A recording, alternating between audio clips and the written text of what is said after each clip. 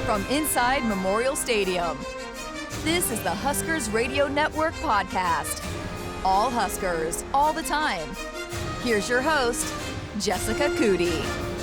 Welcome back into the Huskers Radio Network podcast, another special edition as Dr. Lawrence Chatters is back with us. We had Khalil Jackson on with us last week, and we wanted to continue the conversation going as we celebrate Black History Month this month. So we brought in Courtney Wallace from Nebraska Softball. And hey, before we dive into it, season is underway. How did it feel last weekend to get it going? Yeah, it felt good to get out there. We were inside. It was on turf, so that was a little different, but it was nice to get our errors out of the way, get our swings off, get some competition, and play someone else besides our teammates. And a big start for you in your first game. You go the distance, get a win. How good did that feel? That felt good. I wanted to shut out, but we'll take the run roll. Okay, well, behind you we lost a football helmet, but yeah, you'll take the win, right? Yep. So, Dr. Chatters, I'll let you kind of get things going here as we have another awesome conversation ahead. Yeah, absolutely. So, Courtney, thank you for taking time to come visit with us this week. I know you have a big trip coming up to New Mexico this week, and again, the season's in full swing. Love watching your team just, come together and overcome adversity. Today, we're going to focus on a little bit more on your journey as a Black woman. And, I really have been asking questions of our student athletes about, really in their respective sport where there's not potentially a lot of diversity that aligns with their cultural background, what that is like for them to be in that sport if there's not a lot of that cultural alignment. And so maybe we'll just start there. For you growing up, being that, you grew up playing softball, what was it like for you being one of the only, little Black girls playing softball growing up? Yeah, I think when I was younger, I realized, I noticed that there wasn't many Black girls playing softball, but it hadn't really clicked yet. And then the older I got, I was like, oh, they're really, the number for the NCAA, I think it was 3% my freshman year when I got here, maybe 3.7. But it wasn't as weird. I think when I was younger, I grew up in Omaha, so I went to a predominantly Black elementary school until I transferred to go to Papio. So I had the rec team that I played for, there was a lot of mixed girls or other people of color until I started playing more competitively. And then that's when it started to dwindle down. So as you think back on that journey, you said that, gosh, you saw that there just weren't many people that specifically look like you from a cultural perspective. I mean, how did that impact you while you were going through all of your development and, really becoming the great pitcher that you are now? How was that? Because I think maybe there's even less at the pitcher position, I would imagine. But so talk to me a little bit about what kind of impact that had on you going through and not seeing other people in that sport, that represented a culture like yours. Yeah, so when I first started, I actually wasn't even a pitcher. I played shortstop. So there were, watching college softball as a kid, there were a lot of Black athletes, but they were in the outfield or they were shortstops. You've never seen a lot of Black girls on the mound besides, I knew of Peaches James, who also played here at Nebraska, and we went to the same high school. So I didn't even pitch. It wasn't even something really I looked at. My biggest, inspiration was Natasha Wally, and she was a shortstop, and she played at UCLA. So that's someone that I always watched growing up and tried to, model my game after when I was younger until I became a pitcher. And then it was oh, I don't even know who to look at, who do I look up to. I felt like my support system was very small. It was just my family, because I don't think anyone understood or I couldn't really explain to anyone how I felt in these situations besides my family, because there were no other Black girls. I think the older I got and things started to happen, for example, George Floyd, I felt so small in those moments because there was no one else. There was no one else who understood what I was going through. So that was hard. And I was 20 years old at that time. So right. So the situation you're talking about is a recent situation where, again, there are things that happen in the greater country and also the world that have a different type of impact on people of color, in that trauma is vicariously experienced by people in the community, right? And so it sounds like you were experiencing some of that trauma and didn't necessarily feel like there were other people who were having that same experience on your team. And one of the reasons is that there was just not a lot of diversity on your team, or any, right? Yep. Before I transferred here, I was the only person, besides my freshman year, we had an outfielder, Olivia Simmons, who I played with, because I didn't play with Kiki Stokes or Donna Tyson. I didn't play with those girls. But I think it was just hard because I felt like I had to be the poster child on my team. I felt like I had to explain things to people, and I didn't want to. I mean, obviously, I was affected. I have a brother. You know, I have a dad in my life. I have 2 brothers, actually. So that was tough on me. Like, that was a hard time in my career. Yeah, and, you know, I think for our listeners, I want them to understand that as much as we have our student athletes that come here and compete, that doesn't necessarily diminish in any way, shape, or form who they are as a person from a cultural perspective, right? So just because you're playing softball for Nebraska and a part of the team here doesn't diminish the fact that you are also a black woman in this country, and all the different things that, you know, people that look like you have experienced or are experiencing. It has an impact on you, right? And it could potentially impact the way that you play, right? And so I think in you giving this example of, you know, the summer of 2020 when all those things were happening, when you look back on it now, how do you feel like you could have gotten more support at that point in time, just from maybe your team or even some people listening, as they may have some people in their lives that might be different from them? How can they provide support for those individuals? I think it's hard trying to advocate for yourself sometimes. I think it's hard trying to advocate to other people who don't understand. Really what I could say is just keep speaking up. Like, keep trying to advocate and educate yourself. Really, I mean, I had trouble with it too for a long time, and it may not be that they vocally are saying, "Hey, I don't agree with you," but not saying anything at all is enough too. So that's where I was in a situation where it's like no one was saying anything, so it felt like I was just harping on it and harping on it and harping on it, and that's emotionally draining too.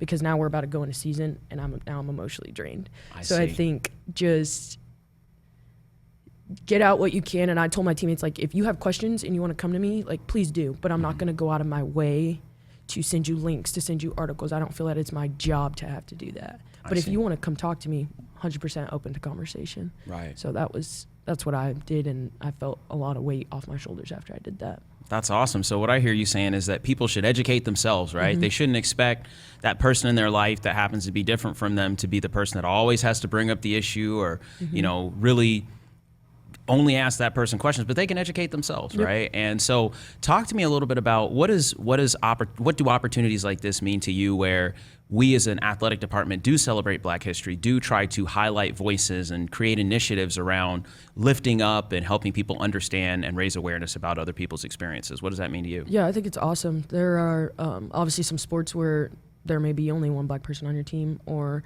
you know, diversity is very limited. But there are other sports like football, basketball, where there are a lot, and they have people around them that can support them and be in their corner. And I think it shines light on those smaller sports or those smaller demographic teams, and it's very helpful. I'm happy to be here to talk about this with you guys. So I just want to thank you for that. Yeah, no, it's awesome to hear your story and your journey. And I just wanted to take a moment to just, you know, you and I have had a chance to talk a little bit about your upbringing and just kind of, you know, some of the things that you saw growing up that really provided you with inspiration.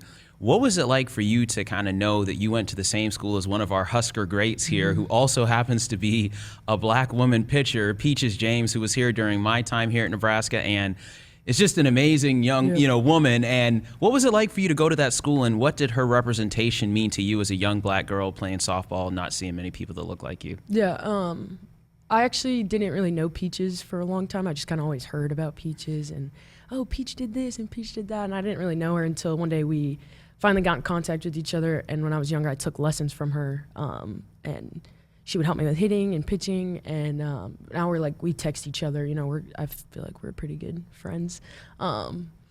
I think at the same time, though, it was hard because I was the next Black girl after her. So I felt like I was always compared, and we were different people. I see. Or different athletes. So that was hard, like trying to almost live in the shadow. So I kind of had to make a name for myself. But she's great inspiration, and I love talking with her any chance that I can get. Courtney, what was it like for you to see Odyssey Alexander do what she did at the Women's College World Series last year, and just how many people were paying attention to what she was doing with James Madison? Yeah, that was so inspiring, and I don't think just for people my age, but even kids under us. Like, that's amazing. And I'm actually in this group on Facebook. It's called Black Girls Play Softball, and there were so many kids on there. They went and got T-shirts and wore her jerseys, and that was just awesome what she did, and I was very happy for her. Why do you think, because, I was looking up some of the numbers, and last year when she was playing, only about 8% of collegiate Division I players were black females, and then less than that were pitchers. Why do you think pitching, that position, has not been something, you said it, that you didn't even know people, you didn't even have someone to look up to in that position when you first started pitching? Why do you think that is? Yeah, I kind of think it goes a little bit with the stereotype of just black people are athletes. They're athletes, and we're going to put you in positions such as outfield or shortstop where you can be athletic. And I think sometimes pitching can get covered up by like mechanics or very robotic-y, and that's not what I saw when I looked at pitching. So for me, I feel like I can be an athlete on the mound. I can go get balls. I can still hit. I can do what I want to do, and I can be myself on the mound. And that's something that drew me to it. Plus, I like being in control of things, and I'm in control somewhat of my situations when I'm on the mound. So I think sometimes it's just goes back to stereotypes a little bit, or pre-assumed consumptions, really. But I'm happy that I stuck with pitching. There's been plenty of times where I wanted to quit and didn't feel like I was good enough or this or that, and I'm happy that I've stuck with it and been able to inspire other girls. How did you get into it? I mean, if you were playing shortstop and Yeah. then you just all of a sudden were in the circle one day. Yeah, so when I was in rec ball, our pitcher got hurt, and it was when it was fast pitch, but my dad would not let me throw fast pitch, so I'm still on the mound throwing like underhand slow toss. He would just like, I don't want you to hurt your arm. Like, no, just toss it in. And then one day he was just like, okay, we're going to watch these videos. So I would watch Monica Abbott, Jenny Finch, and I would sit at the computer, and my dad pretty much taught me how to pitch through videos. And then we just started doing it, and here I am. Wow. Wow. Yeah. How did you realize that could provide an avenue for you to get to have a college education, to get a scholarship? Yeah, see, even when I got to high school, pitching wasn't really where I was like, okay, I'm going to get a scholarship and go to college to pitch. It was still kind of like, okay, I might play outfield. I feel like I'm fast. I can still do whatever they need me to do. Until I went to a camp and the coaches were there and they were interested in me to pitch. I was like, okay, maybe I should take this, a little more serious. And still then, I think I was just athletic enough to do it. I don't think I had fell in love with it like I am now. So I just kept working on it, and I guess I got pretty good. I'd say so. What's it like for you to now be, you talked about Peaches James and how big of a role model she was, and now you're that role model. And what is it like for you to be in that position, to have this kind of platform where maybe there's a young girl that's from your high school or your elementary that's looking up and watching you do what you're doing? Yeah, it still doesn't feel, like it sometimes, but I just try to be myself, honestly. I always say if people ever wanted to DM me or reach out, like, I'm 100% open to conversation with younger girls. And I don't know, sometimes I feel like I'm living in a dream. Like, I'm just like here, like I haven't really noticed it. Like, I notice the impact sometimes, obviously through social media, but it doesn't feel real. So I'm kind of just living it day by day and taking it a day at a time. How do we continue to grow it for young black women softball? Yeah. I think a lot of it is exposure or coaching. Like Kiki Stokes and MJ Knight and those coaches, they have an impact in the game. And I don't know if they realize it, but knowing that there's a black coach, even the coach at North Carolina, there's black women coaching in athletics, that's inspiring for those girls to be like, I want to play for her. So I think just getting more coaches involved, getting word out. I know, like, camps, even things like the red carpet experience, that is so helpful to kids, and it impacts them hugely. So I think that stuff like that is really great. That's so awesome. It's great to hear you talk about, really what you feel your legacy is going to be, is just being in that space and being able to inspire the next generation of, softball players coming up. Talk to me just a little bit about, what made you choose Nebraska, you know? And you kind of talked a little bit about that beginning of your recruiting journey, but what was it about Nebraska that really attracted you to this place? Yeah, so when I grew up, I played with 5, 6, maybe 6 girls that all came here. We were all teammates since we've been 16, so it was like, okay, my friends are going there. You know, you're 16, you're like, oh, my friends are going to college there. Like, this is going to be so fun. But when I got here, it was all about softball. That's how I was until my freshman year, and I was like, okay, I have to figure out who I am outside of softball. Softball is, you know, a part of me. It's not who I am. And that's when I really got into my academics. I'm like, oh, there are so many great things to offer besides sports here. And so that was a big thing for my parents too. I mean, I'm 45 minutes away. If I need them, I call them, they're on their way. So that's always good. And I wanted to be closer to like my nieces and nephews and my brother. He was younger at the time.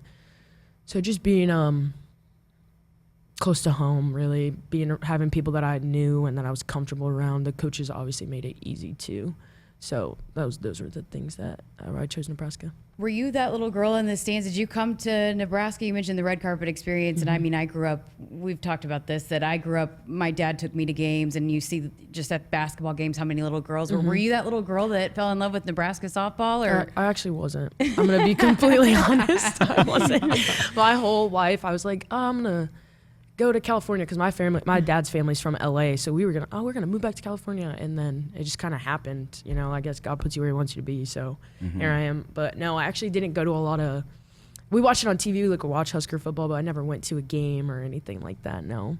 You talked about just the exposure, and last year, Women's College World Series, we've talked about this with Coach Ravel, just that shattered the records, and people are watching college softball. But how important is it to continue to put softball on TV and to continue to give you guys the exposure and the coverage to continue to grow this game? Yeah, exposure is so important. I think, you know, June is like the month of College World Series, whether it's softball or baseball, and people are always watching on TV, and it's important to get those games on TV. It not only helps with revenue, but just exposure for women to be on TV and to put their names out there. That helps so much for little girls to watch, and even adults or jobs, things like that. That it's so important for us to get exposure on women's sports, really. Because it's like, you know, not everybody can come out to a game, or maybe there's a little girl in California that is a fan of yours, but they, you know, aren't coming to a game, but they can see you on TV. It just it helps you relate to an athlete. I feel like, and then you want to tune in every time. And I am a huge advocate of that. I think it needs to continue, and obviously people are watching it. I mean, it's a fun game to watch, and the numbers speak for themselves. Yes, exactly. Go ahead. Well, so, you know, as you think about this year and just kind of what's ahead of you all in the team, can you talk a little bit about what some of your goals are for this year? Yeah, our goal is to get to postseason, win Big Tens. Our goals have been very clear. I think this is the clearest they've been since I've been here. I feel like everyone's on the same page. Everyone's connecting very well. Obviously, we've had some COVID things happen, which is very unfortunate. But, you know, every championship team doesn't win without adversity. So we're just going to keep pushing through it and keep winning. We have a lot of goals. We've read the book The Carpenter by John Gordon, and, you know, we're very small too. There's only 16 of us, so we've had a lot of time to mesh together and get to know each other on and off the field. So we're excited. I'm ready to compete and just prove to Husker Nation that, you know, Husker softball is coming back. That's awesome. And you're a captain this year, I am, right? yeah. So congratulations Thank on you. that. That's awesome. 3 pitchers as captains this year, First, right? I think this is the first time they said in a long time. Wow. Wow. They usually don't, just because the amount of stress we're always under Yes. or pressure we put on ourselves. But yeah, it's worked out very well. It's awesome. It speaks a lot to your character and your commitment and discipline and everything that you do. So, yeah, I mean, I don't know, Courtney. I mean, it's just been neat to get a chance to talk to you, hear a little bit about your journey, some of the things that really inspire you, and even hear about the legacy that you'd like to leave for that next generation. Anything else that, you know, you kind of wanted to talk about? It's Black History Month. We have a few more days left in this month, and we're just really, you know, trying to celebrate as much as we can. Any other things that you'd want to tell, you know, our fan base about, you know, their support and everything that they provide for your program? Just keep supporting. I mean, it's really all you can do. You know, I'm excited to celebrate Black History Month for the rest of the short month, but it's important to celebrate it. It's important to ask questions. It's important to educate yourself and understand what this month means to Black people. So it's exciting. What awesome. I got one final thing. You mentioned MJ and Kiki. Is coaching in your future? Yes. I that's my plan right now, is to GA somewhere. If not, I just want to be involved in sports, maybe work SID or marketing somehow. So I'm getting my master's in higher educational administration next year. So You're going to be fantastic at whatever you want to do. But you just mentioned the importance of having, you know, Black women in coaching and leadership roles. I feel like that'd be awesome if that was your path. Yes. Hopefully it is. Hopefully everything works out the way it's supposed to work out. So. All right. Why do Husker fans need to come out? I mean, I think we'll probably be posting this. It'll be leading into your home opener. You guys are here, what, in a couple weeks? March 3rd through the 5th, I think. Okay, so it'll be about a week before. So why do fans need to come and pack the stands for you guys? Yeah, I think we're going to be very energetic on the field. You know, we're going to compete our butts off, and we're going to win some games. So I think it's important to come out and watch softball. It's going to be fun. It's going to be really fun. Well, Courtney, we appreciate your time. Best of luck. We can't wait to continue to watch you this season and this team. And Dr. Chatters, as always, appreciate you joining us as well. Thank you. Thank you.